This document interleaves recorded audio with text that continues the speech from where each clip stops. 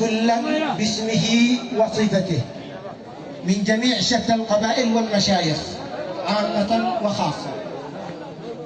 طبعا هذه القصيدة الشعرية من الشعر الفصيح بمناسبة أفراح آل الشيخ، عنهم العريس الشيخ ولي محمد أمين معجب،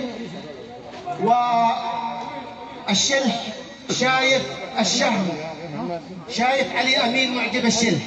أقول فيها: فاح الشذا عبقا من غصن مياسي، وانساب يهفو أريجا بين أنفاسي، فاستنشق الروح عطرا من روائحها، وتاق شوقا لأفراح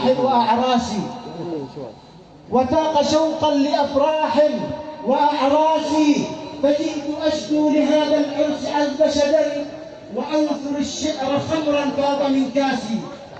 طابت لنا الفرحة الكبرى وطاب لنا هذا السرور بإسعاد وإيناس.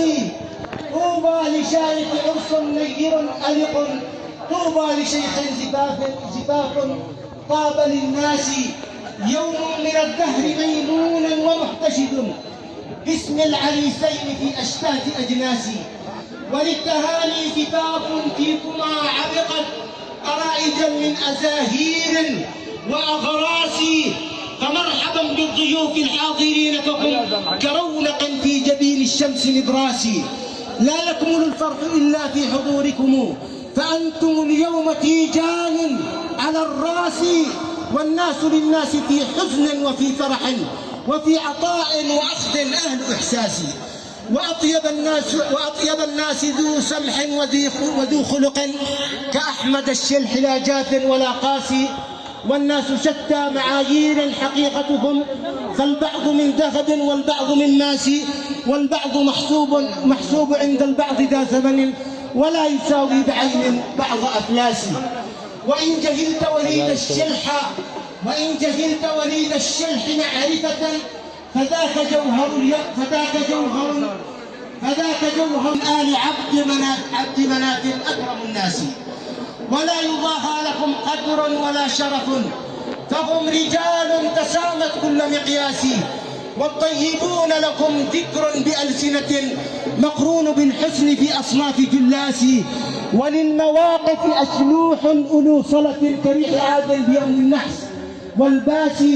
وللمشايخ في عدنان مفخرة، فذلك الكفء طود شامخ راسي. وإن أحلت بنا الأفراح أو سطعت، فغزة الأسد جرح نازف كاسي. فنسأل الله نصرا عاجلا لهم، وشر نقص لأشرار وأنجاس. والختم صلوا على خير وراف به، يزول هم ويمحى كل وسواس. والله ما داج ليل أو تجلى ضحى، إلا وذكره عطر بين أنفاسي. صح لسانك.